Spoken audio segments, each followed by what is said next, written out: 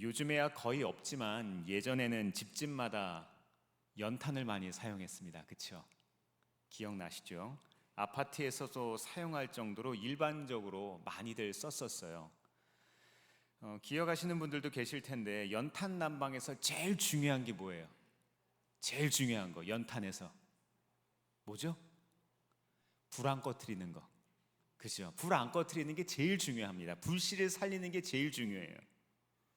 밤새 연탄불 약해지면 새벽에도 일어나서 연탄 갈아야 됐었어요. 그죠? 불씨가 완전히 꺼지면은요, 뭐 번개탄도 집어넣고 어떤 사람들은 옆집 가서 연탄 가져오는 사람들도 있었어요. 작은 불씨 하나를 얻어다가 불을 붙이면 꺼져가던 연탄불이 어떻게 돼요? 다시 살아나요. 방 안에 온기가 퍼지기 시작합니다. 신기한 거는요, 불씨만 있으면 된다는 거예요. 저는 이 모습을 보면서 우리 이 시대의 영성과 참 비슷하다는 생각했어요. 겉으로 보기에는 괜찮아 보이죠. 잘 사는 것처럼 보여요. 바쁘게 삽니다. 먹고 사는 것도 이제는 어느 정도 괜찮아요. 그런데 정작 하나님을 향한 그 불씨가 점점 약해져 가고 있어요. 예배는 남아있는데 감격이 사라지고 기도는 남아있는데 간절함이 없어요. 오늘 말씀의 배경도 아주 비슷합니다. 열왕기상 18장은요 엘리야와 바알 선지자들이 대결하는 정말 우리 성경에 나오는 기적의 순간 중에 그 영광스러운 순간 중에 하나예요. 그런데 우리는 보통 하늘에서 불이 떨어지는 그 기적에 집중을 하거든요. 근데 오늘 말씀의 핵심은요 단순히 불이 아니에요. 어떻게 무너진 예배가 회복하는지 그 과정에 대해서 계속해서 성경은 우리에게 소개합니다. 사실 성경에서 이 불은요 단순한 기적 이상의 의미가 있거든요. 하나님께서 예배를 받으신다는 표현이에요. 레위기 9장을 보면 성막이 세워졌을 때 하나님께서 불로 응답하셨어요. 역대하 7장에도 솔로몬 성전이 봉헌했을 때 하늘에서 불이 내려왔어요. 그런데 지금 갈멜산에서는요 그 예배의 불이 어떻게 된 거예요? 사라진 거예요. 이 갈멜산 사건이 있기까지 그 수많은 세월 동안 그 불이 사라진 거예요. 제단이 무너지고요 백성들의 마음이 무너진 겁니다. 그래서 오늘 하나님께서 엘리야를 통해서 다시 불을 내리신다는 것은요 단순히 하나님께서 힘을 과시하거나 능력 행하시는 게 아니에요. 무너진 예배를 어떻게 하신다고요? 무너진 기도를 회복하신다는 거예요. 그동안 어떤 일들이 있었습니까? 오므리 왕조의 이 아합 왕 때이잖아요. 지금 이 오므리 왕조가 굉장히 강한 시절이었어요. 북이스라엘 역사 속에서도 가장 강력한 왕 중에 하나였거든요. 군사적으로 굉장히 성공한 왕조였습니다. 경제적으로도 태평성대를 이룬 거예요. 우리는 잘못 알고 있잖아요. 우리는 오해하잖아요. 아합 시대라고 하면 우리는 보통 어떻게 생각해요? 가장 악하고 가장 나쁘고 가장 못된 그런 시대라고 생각하는데 사실은 그렇지 않았다는 거예요. 경제적으로, 외부적으로, 표면상 우리들이 보기에는 그렇다는 거예요. 당시 강대국이었던 아람과 아시리아의 침입 또 막아냈잖아요. 생각해 보세요. 이렇게 번영한 시대에 왕이 누구를 섬겨요? 바알을 섬기는 거예요. 고대 사회에서 왕의 말은 곧 생명줄 아닙니까? 백성들 입장에서는요 우리 왕이 우리에게 이렇게 좋은 것을 가져다 주는데 태평성대를 이루었는데 저 정도 성공을 거뒀는데 그런 왕의 말이라면 괜찮지 않겠어? 그런 왕이 섬기는 신이라면 괜찮지 않겠어? 이 생각 안 했겠냐고요.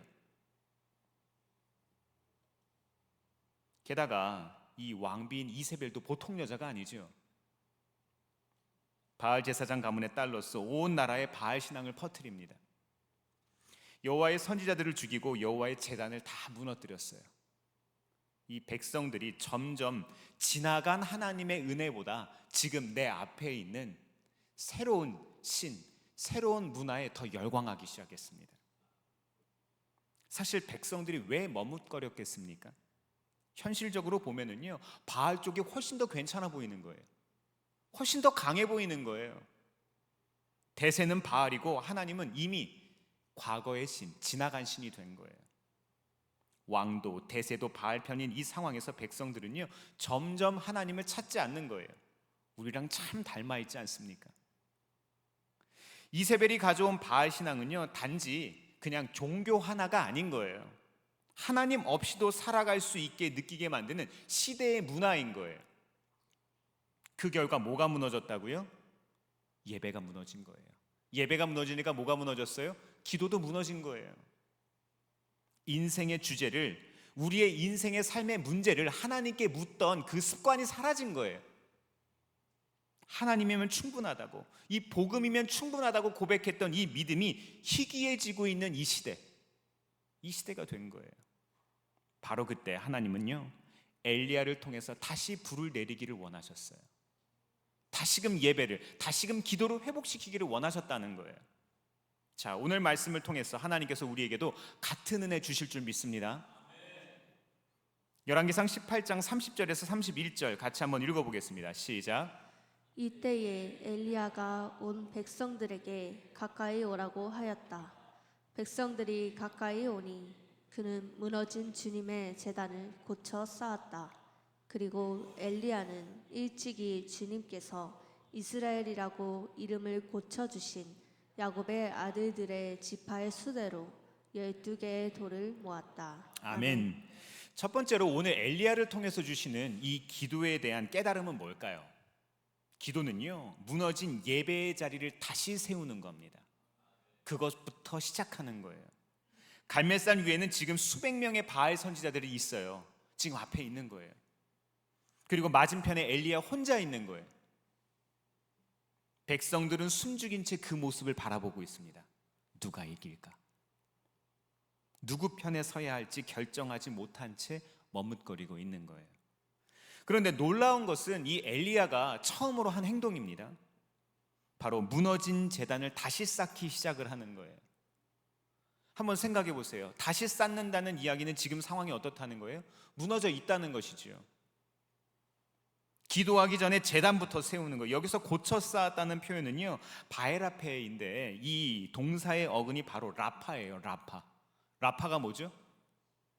치유하시는 하나님, 그렇죠? 이 단어는 원래 치료하다, 회복하다라는 뜻이 있어요. 단순히 돌 무더기를 정리했다는 의미가 아닌 거예요. 무너진 것을 다시 하나님께서 회복시키신다는 의미가 숨어 있는 거예요. 맞습니다. 하나님은요, 단지 제단만 회복시키시는 분이 아니라 우리의 삶, 사람을 회복시키시는 분이세요. 하나님은 무너진 사람도 회복시키십니다. 상처 입은 사람도 회복시키세요. 갈멜산의 제단이 무너졌다는 것은요, 단순히 그냥 눈에 보이는 환경이 무너진 것이 아닌 거예요.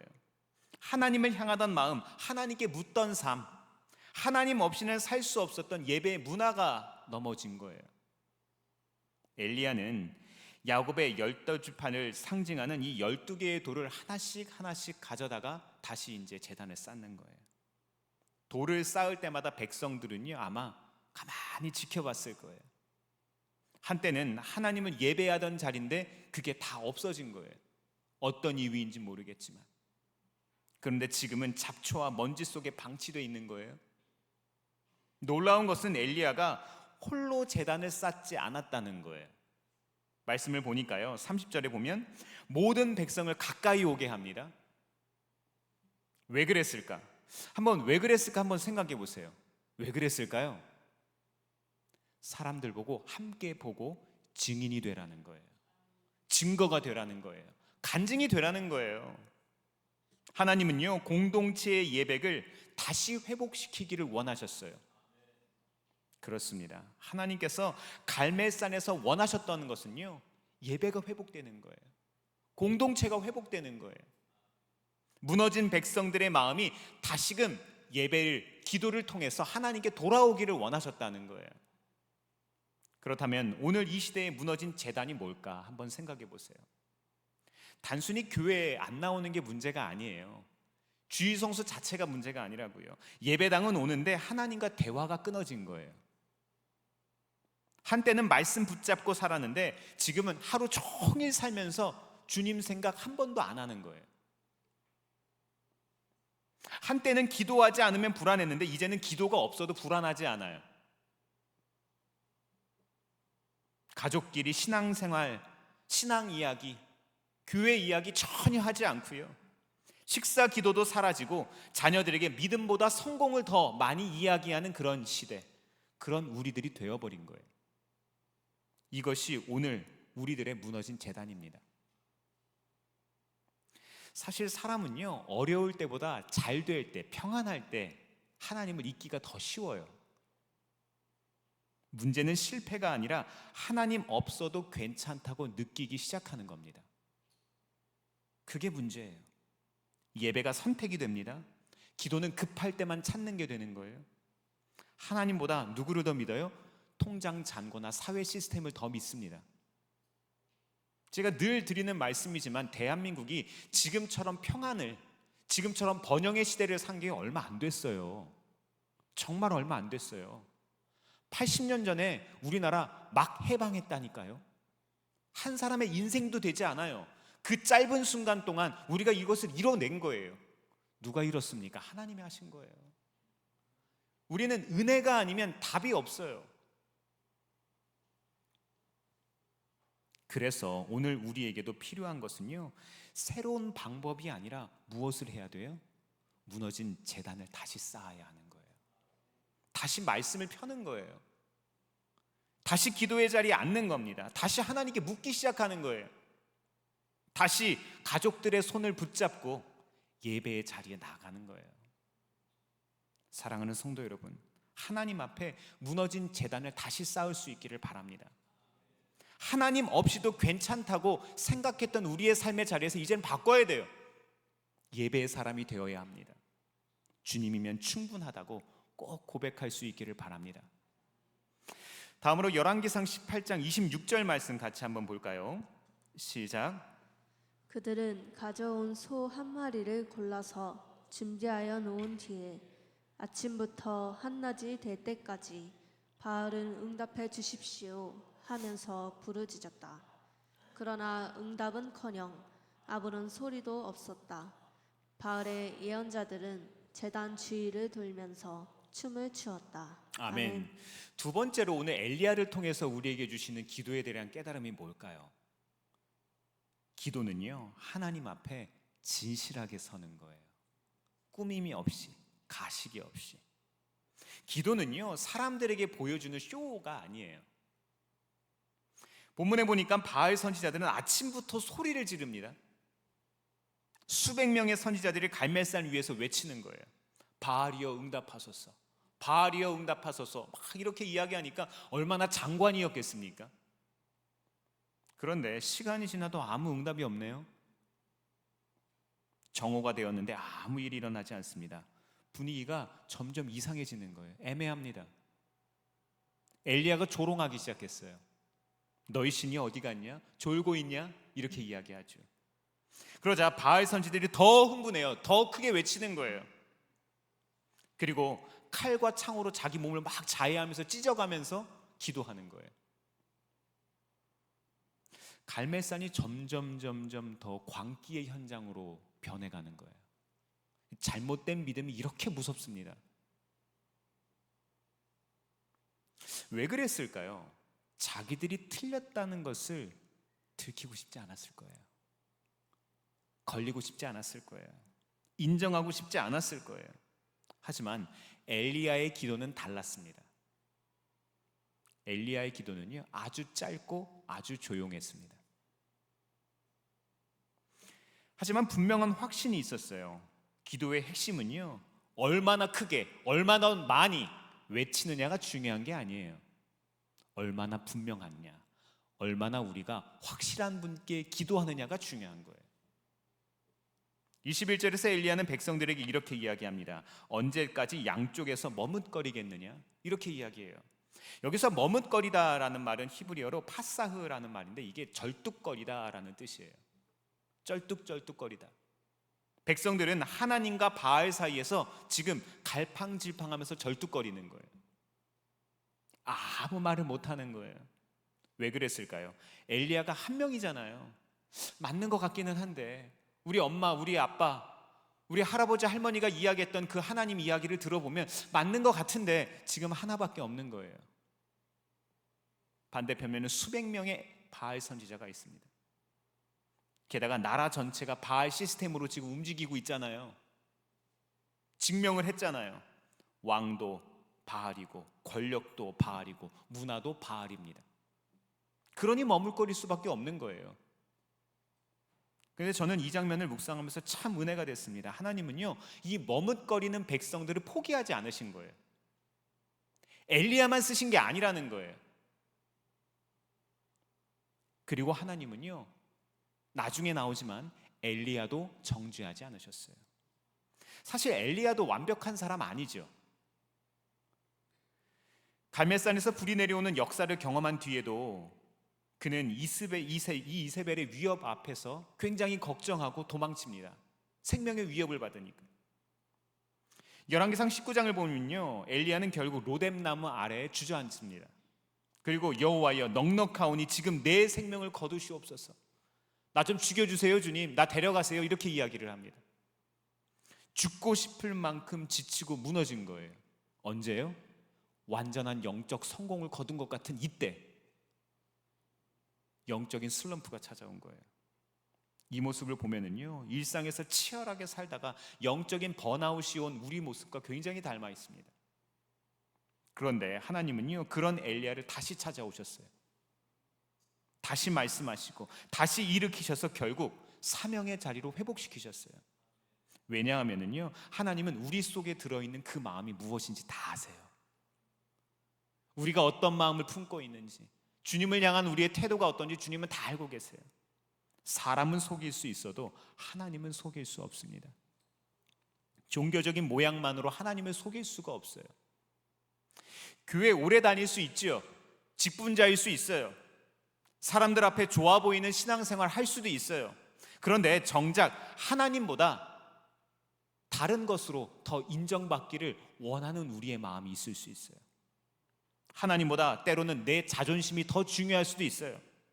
하나님보다 현실과 안정을 더 중요하다고 고백할 수 있습니다. 사무엘상 16장 7절은 이렇게 이야기를 해요. 사람은 외모를 보거니와 나 여호와는 중심을 보느니라. 그렇죠. 하나님은요, 예배의 형식보다 예배하는 우리들의 마음을 보시는 분이십니다. 그렇다고 하나님께서 우리를 정죄하시기 위해서 우리의 마음을 보시는 게 아니에요.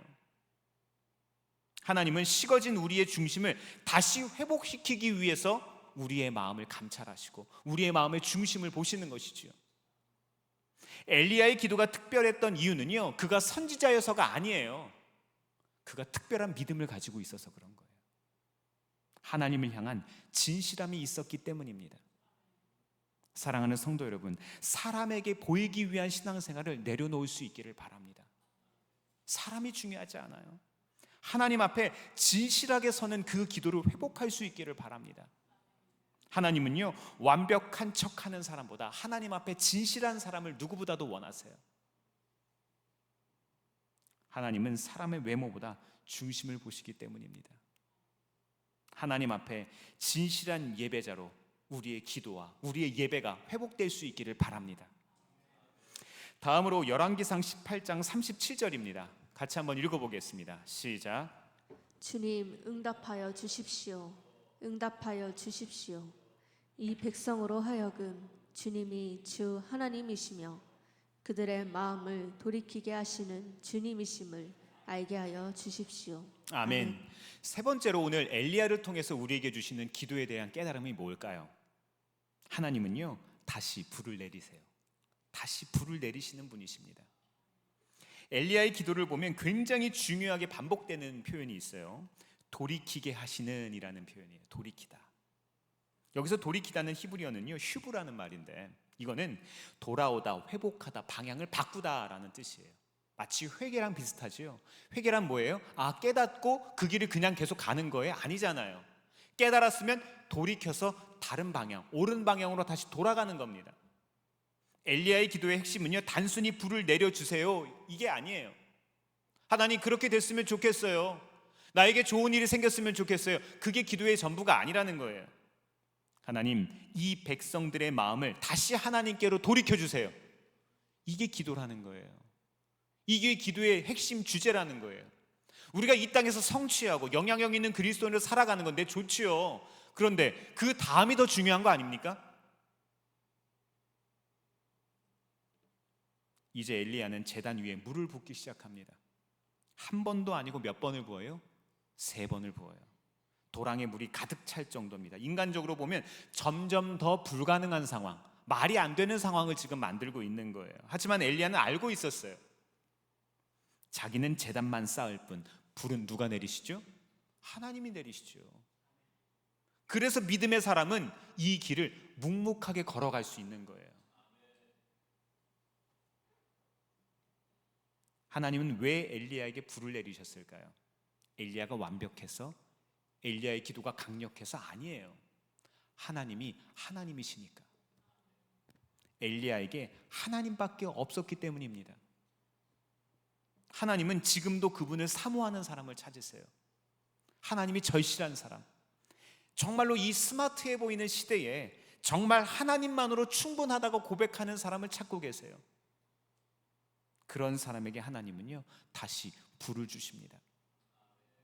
37절에 돌이키게 하신다라는 표현을 보면은요, 엘리야는 이미 하나님께서 일하시는 것을 믿는 확신으로 지금 일을 하고 있어요.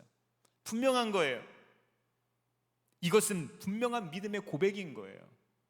맞습니다. 믿음의 사람은요, 오늘 하루 묵묵히 특별한 일이 벌어지지 않아도 내 삶 속에 일하셨던, 내 삶 속에 일하고 계시는, 내 삶 속에서 일하실 주님을 바라보는 거예요. 이제 엘리야가 기도를 마치니까 어떻게 됐어요? 하늘에서 불이 떨어집니다. 물이 가득했던 제단까지 완전히 태워버렸어요. 이 장면을 본 백성들이 뭐라고 이야기를 합니까? 여호와 그는 하나님이시로다. 여호와 그는 하나님이시로다. 이렇게 이야기하는 거예요. 잃어버렸던 예배의 고백이 다시 살아나는 거예요. 이 고백이 얼마나 오랫동안 끊겨 있었겠어요. 이제 그 고백이 다시 살아난 거예요. 우리의 고백으로부터, 우리의 기도로부터 모든 게 시작된다는 거예요. 진짜 기적은 불이 아니라니까요. 진짜 기적은 하나님께 돌아온 백성들의 마음인 거예요. 이게 기적인 거예요. 하나님의 불이 임하면 어떻게 될까요? 식어버린 마음이 살아나는 거예요. 예배가 의무가 아니라 은혜가 됩니다. 기도가 억지가 아니라 갈망이 돼요. 미워하던 사람을 용서하게 돼요. 무너졌던 가정에 다시 대화가 시작이 돼요. 현실이 힘들어도 우리에게 다시 소망이 생기는 거예요. 두려움보다 믿음이 커지기 시작합니다. 하나님의 불은요, 단순히 우리의 감정을 뜨겁게 하는 게 아니에요. 우리의 삶을 뜨겁게 하는 겁니다. 우리의 삶이 바뀌는 겁니다. 우리의 삶에 능력이 생기는 거예요. 죽어있던 영혼을 다시 살아나게 하는 하나님의 능력입니다. 오늘 말씀의 후반부를 보면은요, 엘리야가 기도난 후에 이 손바닥만한 작은 구름이 떠올라요. 집에 가셔서 조금 더 이 엘리야 이야기를 좀 묵상해 보셨으면 좋겠어요. 이 3년 6개월의 가뭄이 끝나는 시작인 거죠. 그동안 이 백성들 정말 어려운 삶을 살았던 거예요. 진짜 기적은요, 언제나 작은 불씨처럼 시작돼요. 별것 아닌 것 같은. 하지만 그것을 하나님이 주시는 분명한 확증이라고 생각하고 믿음의 눈으로 바라보면 그것이 우리의 삶의 진짜 예가 되는 거예요.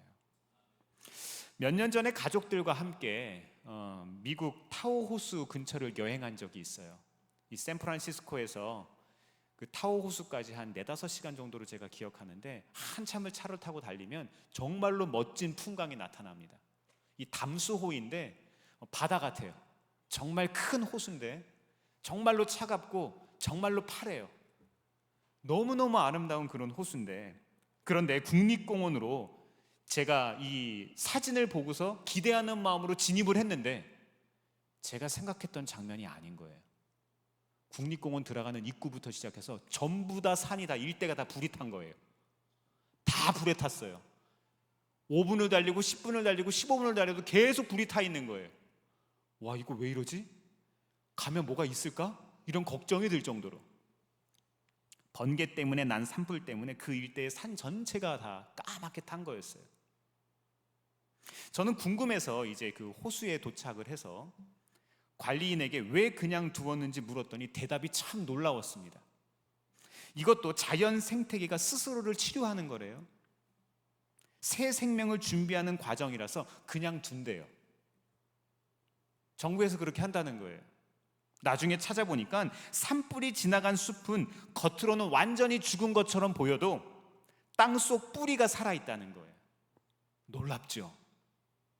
또 어떤 나무들은요, 산불의 뜨거운 열기가 지나가면 싹이 터진대요. 참 신비합니다.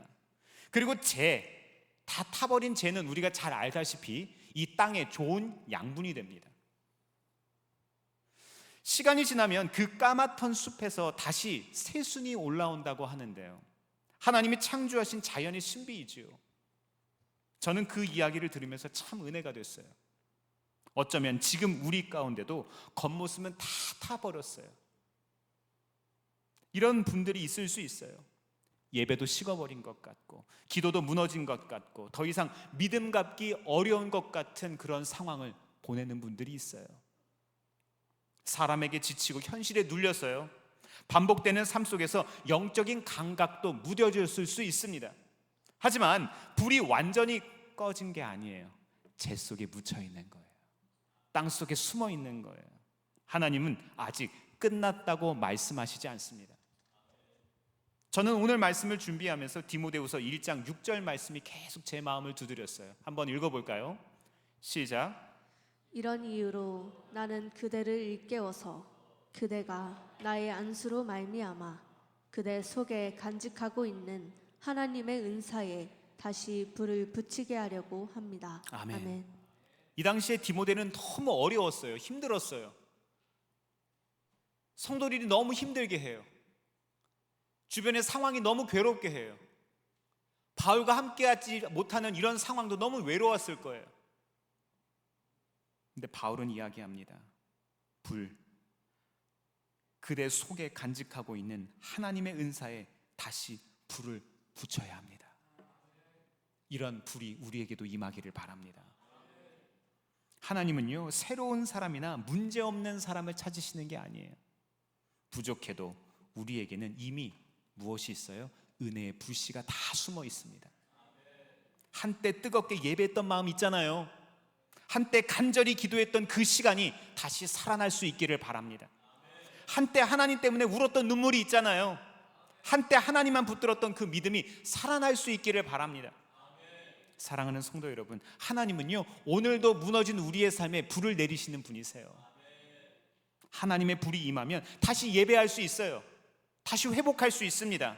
다시 기도하고, 그리고 잃어버렸던 소망도 다시 찾을 수 있어요. 이번 한 주간 살아가실 때 무너진 제단을 다시 세워서 믿음의 불씨가 막 살아날 수 있기를 주의 이름으로 축원합니다. 함께 기도하겠습니다.